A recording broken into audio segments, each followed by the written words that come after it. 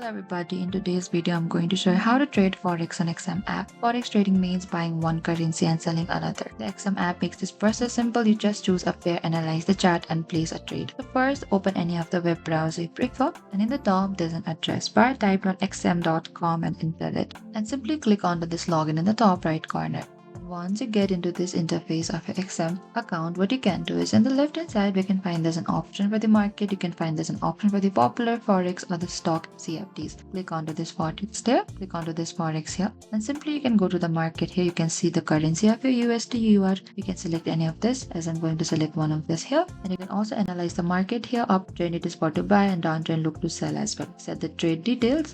And after that, you can either buy or sell. If you think price will go up, you can simply buy it. Or if you sell, if you think price will go down, and you can simply select to this place an order. And you can simply select the amount here as well, and select to this place order on the bottom, and you can proceed to it. Thank you for watching this video. I hope I could help you. If you have any queries or confusion, please comment down below, and we will reach out to you very soon.